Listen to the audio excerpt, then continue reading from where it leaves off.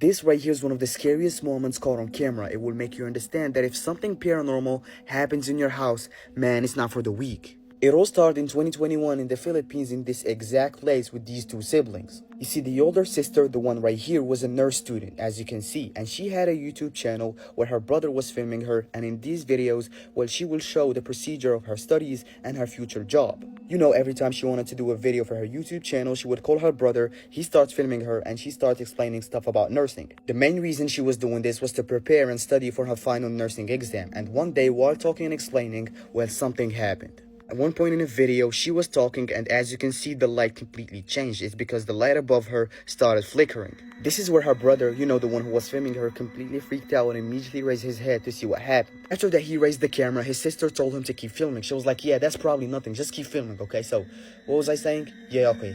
1, 2, 3. 3 seconds after she started explaining again, the closet opened by itself. This happened so fast that they both freaked out and stopped filming. Later that day, she came back to prove that what happened was not fake. She started explaining that she was next to the closet, and the closet was actually so full of clothes, there was nobody that can fit inside. She then proceeded to show where her brother, the one who was filming, was standing, and then she showed that he was very far from the light switch, meaning that he was not the one messing with the lights. She even decided to install a night camera, and this is where things became really scary. Because soon after, the camera caught the chair moving by itself, the closet opening and then brutally shutting, just like what happened with them when they were filming. But the worst of all of these things is by far this. If you're asking, bro, what the hell is even this? Well, something was moving inside the closet and you can actually see it. Ask for his consent, verify the client's identity, and provide... Ano ito? Sige pa rin, sige na. 1, 2, 3, go. Now that I have introduced myself to the patient,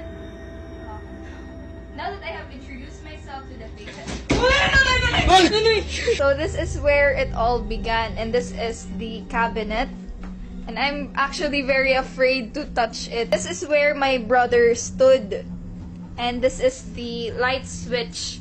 So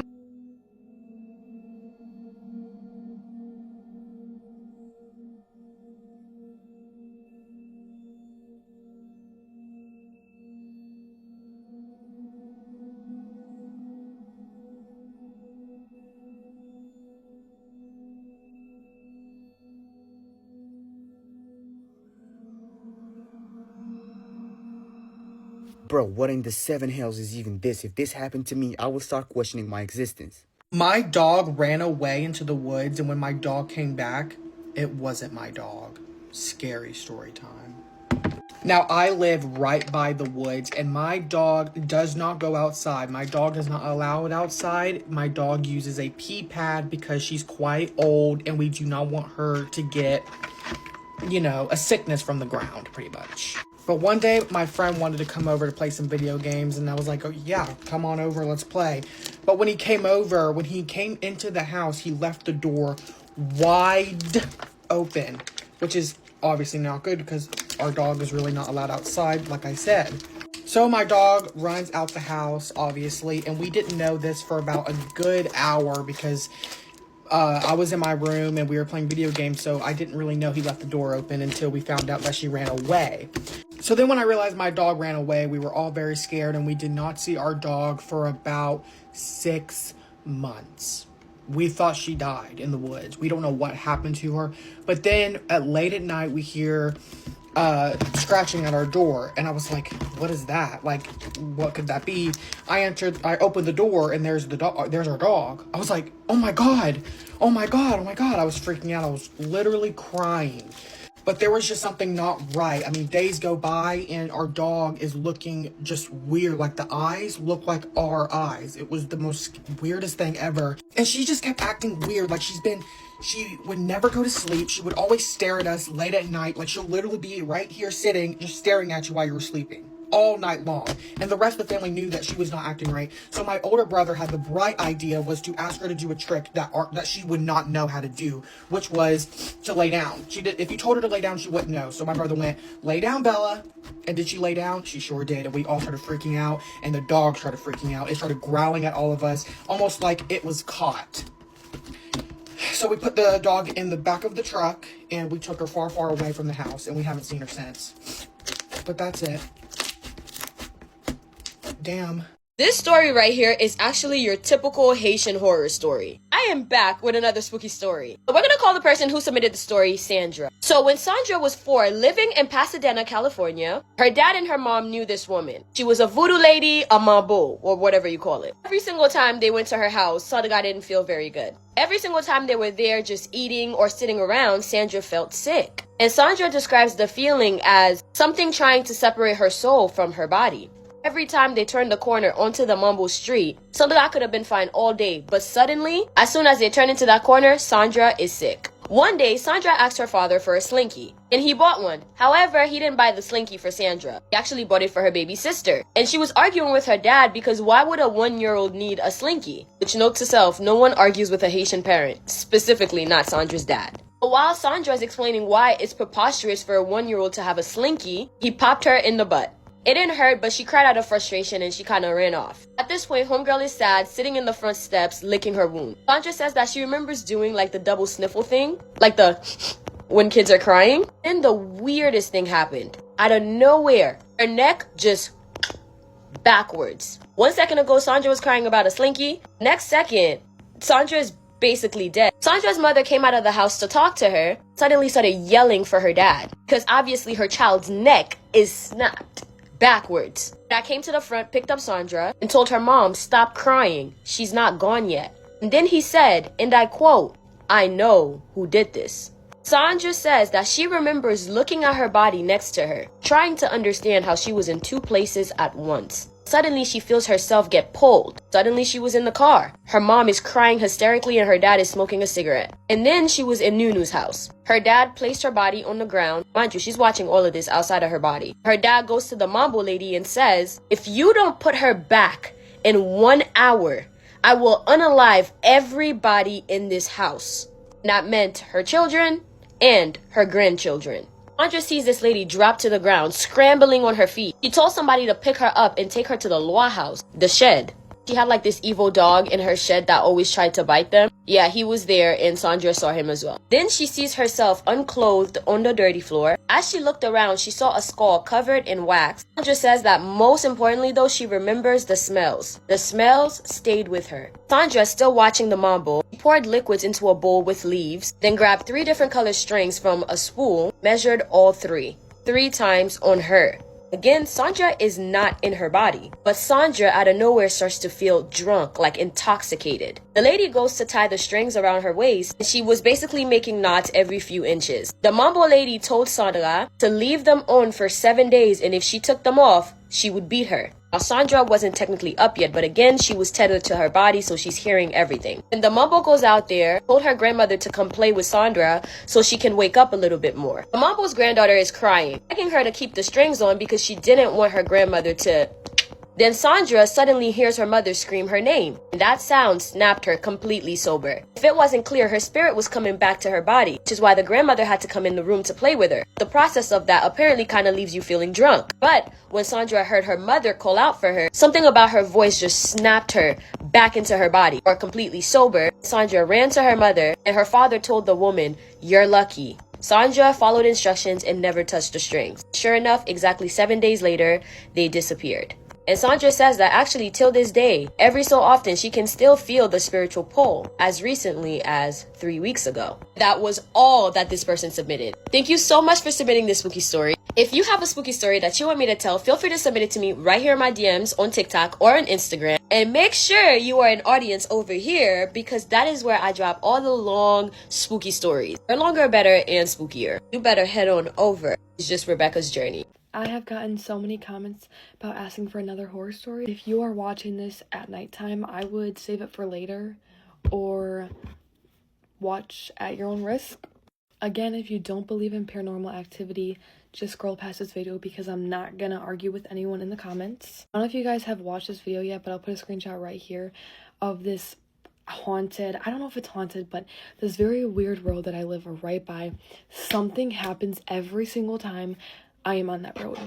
Last night I had work and I decided to take that road home, that specific road home. Immediately regretted it because it was almost midnight.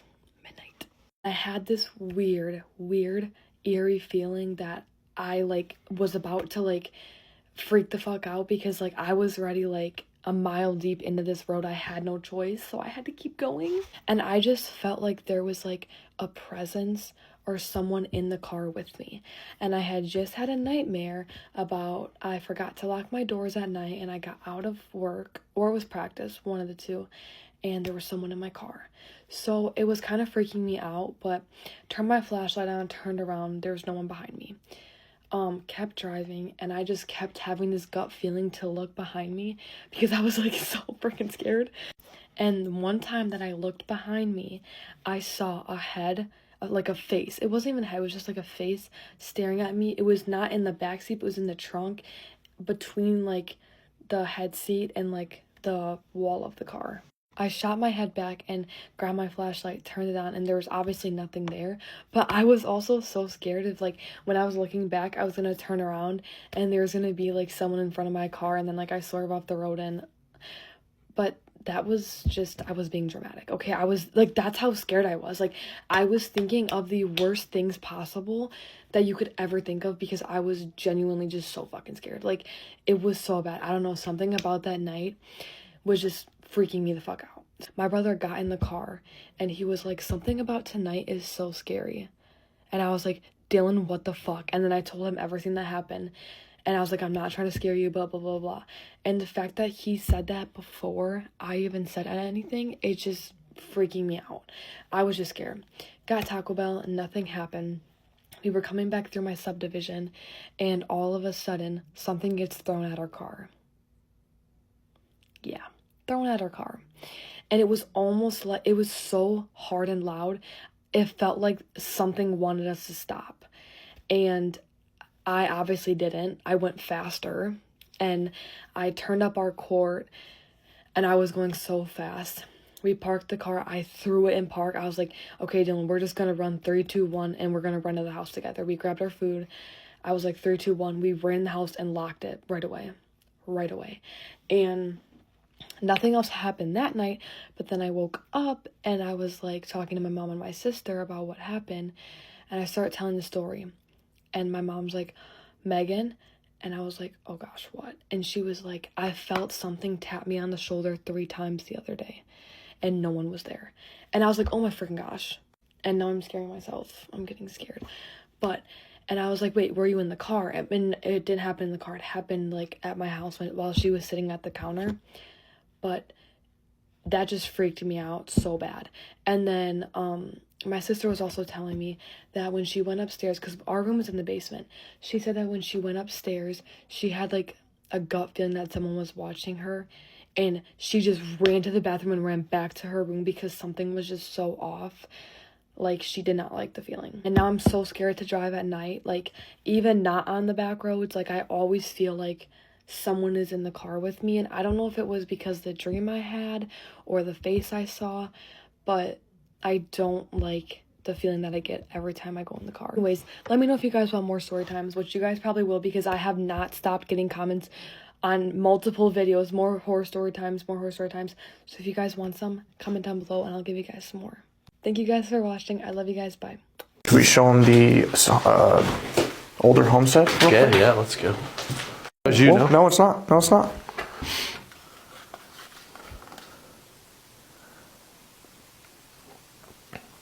Was that you? Yeah, that's on either side. They went to both. Yeah. Let this be the reason why you don't let motherfuckers stay at your house. I have this friend that I've let come over to my house a couple of times. You know, we've known each other for about a month and a half. You know, we hung out and do regular bullshit. So last night I said, yeah, you know, you can come over. I'm just having a drink. It's a regular simple night. We're having a drink, watching some TV. You know, I ain't got shit else to do, so, you know, slide.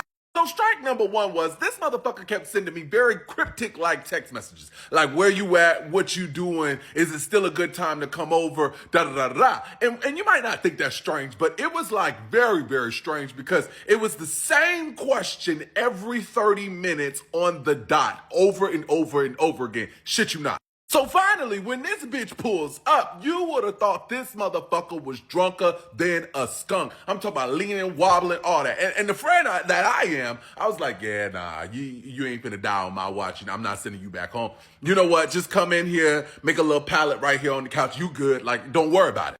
So as time progressed, I tried to make regular conversation or whatever, but this motherfucker was so drunk, I could not understand half the shit you were saying. So I was like, you know what? Just sleep it off on the couch. I'm gonna go in the room, finish watching TV. Well, about an hour or two, whatever later, this motherfucker kept getting up, looking outside the window like somebody was coming. And me being me, I'm like, what the fuck you got going on? And it was like consistently every 30 minutes to an hour, jumping off the couch, going to the window, trying to check to see if somebody was out there.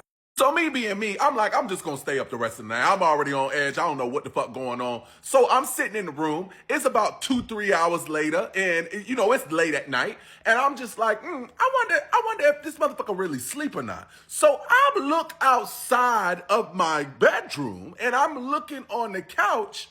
And why this motherfucker was snoring sleep for hours. And I go and peek my head around that bedroom, and I look in the living room. This motherfucker was sitting up looking dead at me in my face, and then went straight back to sleep. So at this point, I had to go in the closet and get the mouse couture because my ass was feeling very uneasy. And here we go again. It's like 4 or 5 in the morning. This motherfucker peeks one eye open, smirks, and then goes right back to sleep. And I'm like, I don't know what the fuck. As soon as 6 o'clock in the morning hit, you gotta go. You gotta get the fuck up out of here. Call somebody. I don't know. Get your ass out of my house. More of the story is, I don't know if I was being set up. I don't know what the fuck was going on, but yeah, consider your ass done. Season ended. You can't talk to me no more. Get the fuck on. Next time you plan to take a shortcut, don't. Welcome back to the series where I tell true horror experiences submitted by you, the viewers. Today's submission is from viewer Grushout100. Thank you so much for submitting your story. And without further ado, let's get into it. Today's story takes place in Europe, Poland. It started like any other. I made my way to my close friend Jakub's house and we spent the day playing outside. Time flies when you're having fun, and before we even noticed, the sun had long disappeared behind the horizon and night had fallen. It was time to head home, and to do so, I was presented with 2 routes. The first, a small alleyway surrounded by houses, which felt safe and familiar in the comfort of the town. Or I could take the road by the forest, which was much faster. I think you already know which one I picked. Look, in my defense, it was late and my dad was already expecting me home. I had to pick the shortcut. Jakub was kind enough to keep me company on the short walk home, so off we went at quite a pace down the pathway. It was clear the dark was playing tricks on us, as once innocent branches transformed into monstrous shadows, but regardless we persevered, eager to see the welcoming lights in the windows of my home. Now, we didn't make it far down the path until I heard something which honestly gave me a very, very uncomfortable feeling. Coming from the tree line, just out of sight, was the faint sound of leaves rustling. I tried to pull myself together. I mean, animals roam through this forest constantly. And then, as if I was interrupted mid-thought, I heard it. Whispering. While I couldn't make out what the whispers were saying, I can assure you that it definitely wasn't human. In the midst of our terror, adrenaline took control, and we took off back to Jakub's house as fast as we could. We had nearly reached the edge of the forest, and in that moment I had a very brief spur of courage, turning around to see if there was anything really tailing us, or if it had just been our imagination. In that moment, I caught a glimpse of something standing where we just were in the woods. Bear in mind it was very dark, so the figure came off as more of a silhouette. But what I could see was that it was dreadfully skinny, no hair, and it definitely was not human. Terrified after what we had just witnessed, we didn't stop until we reached Jakub's house, and very shakily, may I add, I took the safe route through the alley to get home. As soon as I got home, I told my dad everything. Worried he wouldn't believe me, before I even finished speaking, he'd gotten up, picked up a piece from the rack, and went straight to the woods. Although me and my dad, who was very brave at that moment, didn't spot anything, I distinctly remember hearing something fleeing from the forest. I spent the whole night wishing for the light of morning to stream through my curtains, barely getting a wink of sleep. On my way down for breakfast the next day, I was eager to speak with my dad about the events that had unfolded last night, particularly about the whispering that me and Jakub had heard in the forest. However, when bringing it up, my dad, the brave man who stormed off in the forest without second hesitation, looked at me, dead in the eyes, with a perplexed expression on his face. What are you talking about? That never happened. My blood turned cold. I knew with all my heart that it wasn't a dream, but here was my very own father, denying it ever happened. I think about that day a lot. I mean, I have so many unanswered questions. Was it just a dream? Was my dad just a forgetful type? I mean, it happens to the best of us, right? But there's one question which, to be quite frank, chills me to the bone. Was that brave man that stormed off in the woods taking me with him really my father? Scary story time while I reactivate this slime. Oh my gosh. I get my money's worth, so get yours. Yeah. It just looks like I put a whole bunch of glue all over the table, bro. Ghost in the Backyard edition. Like, So this happened when I was in elementary school. I was definitely a little kid, and I remember I was in my room at the time, and I was doing something with my sisters. I cannot remember, but I was at my dad's house. And I remember that room always gave me the heebie-jeebies at nighttime because it was just creepy. I don't know. But I loved being in it in the daytime because of the windows, right? The way this room was kind of set up was that I can see kind of half of the front yard and then the backyard, right? I can see that. Now, I remember minding my business with my siblings and then seeing a man walking along the sidewalks in front of the house. Now, this man kind of had his head down and he looked like he was minding his business. So I'm not thinking it's a big deal. Time goes on, my sisters go to their room, and I completely forgot that this man walked by, right? I'm chilling next to my window, and next thing you know, I see this same man that I seen earlier in my backyard walking around my dad's garden just in circles. He did 2 or 3 times. I'm looking at this man, full on staring at him. He doesn't make eye contact with me once, and then I see him kind of walk in the direction where my window is to kind of hide behind our playhouse. When he ducked behind the playhouse, I ducked too. So I duck, and I'm kind of peeking over my bed through my window. I see him get up, make direct eye contact with my window, walk into this corner where this old tree was, and he's just there. He's out of my view. So I immediately run to my dad. I'm like, Dad, there's a creepy man in our backyard. You gotta get him. He's creepy. He was just in our backyard. So obviously concerned, he gets up, he goes to the backyard, he checks all the places where I tell him to check, and he's like, look, there's nobody back here. What are you on? There's no one back here. And I'm like, no, there is. He went behind this way, just tripping off of it. I know some people are gonna be like, okay, where's the scary part? This is not scary, y'all. To describe my old house and its backyard, we had this huge fence that you couldn't climb up unless you had some type of assistance. You needed assistance to climb this wall. So everybody's looking at me like I'm crazy because what are you talking about? There's nobody back here. And I'm just trying to explain myself, I promise I'm not crazy.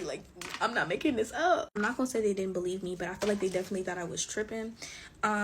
I remember in that same night, I seen this man standing by my bay window, and I was terrified, and I hardly ever slept in that room again.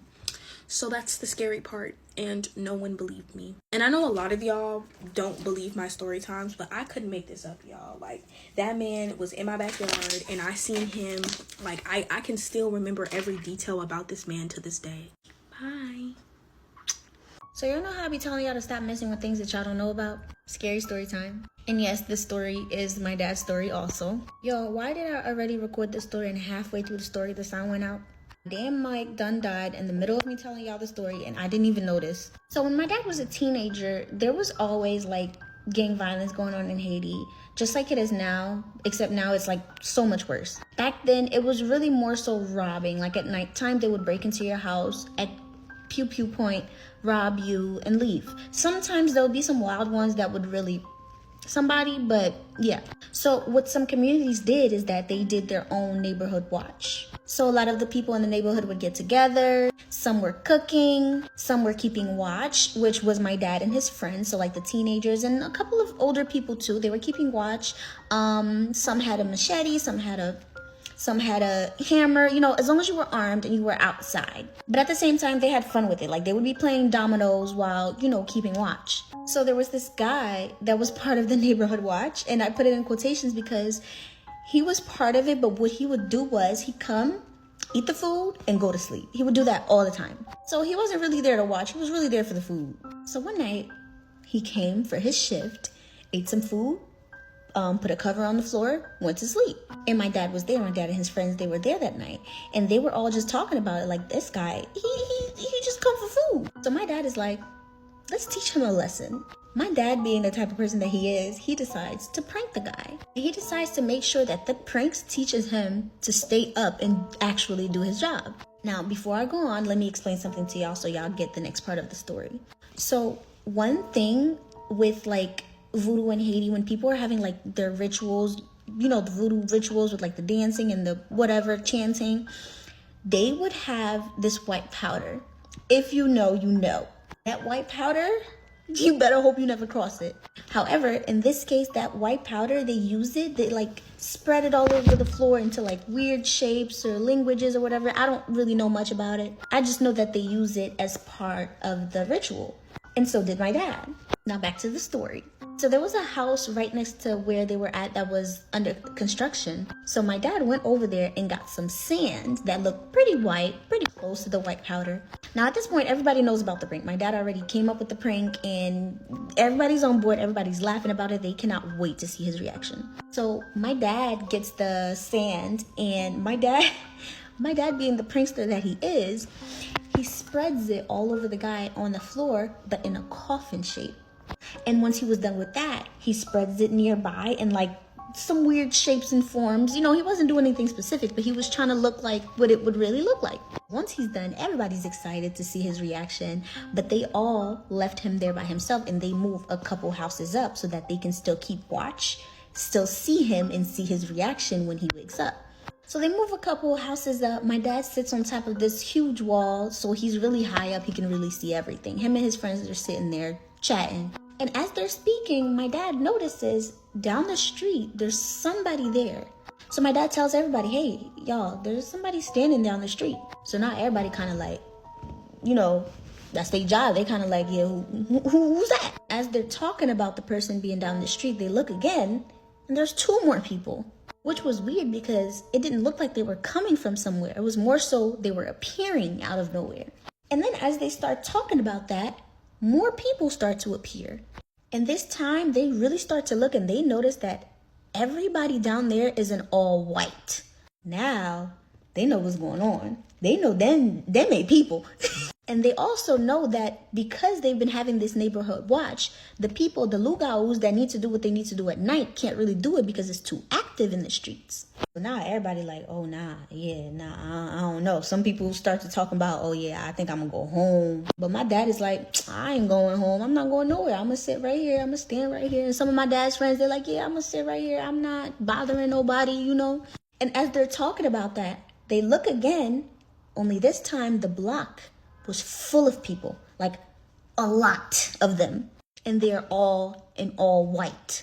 Now everybody started getting really scared, including my dad. Now he kind of like, oh shit. And my dad tells me it's like they can sense our fear because they looked at us and start walking towards us. What the fuck was that? Bro! What's going on around you? I don't know. I'm frozen. I am frozen. Did the window break? Scary story time while I make slime. Get your money's worth and let it drain. Like, y'all, I could not make this up. Like, no. So, y'all, this happened a couple hours ago, and I'm at lost for words. I was home alone like a couple hours ago or whatever, right? And I hear footsteps upstairs. Mind you, no one is upstairs. No one's upstairs. It's just me in the house. Y'all, I hear someone going down the stairs upstairs and then coming down here. I thought my auntie's husband was upstairs. I did not think I was in the house entirely alone. So my auntie called me and she was like, oh, do you want something from the store, like Doritos? She asked me what Doritos did I want. As I'm talking to my auntie, I hear footsteps again upstairs. And I was like, oh, where's everyone at? And he just starts going down the list of where everyone is. And then I say, so no one's in the house with me. She says, no. My heart drops. So I go, like, I run and I go get the Bible because y'all,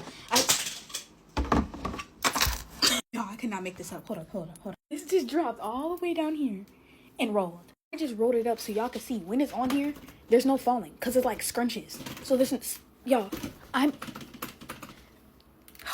anyways, we're ignoring that. Back to the story time. But yeah, so I call my auntie and I go get the Bible and I'm just sitting there and I'm praying and I put my head under the cover, y'all, because this ghost's not gonna get me. I don't know what's in here.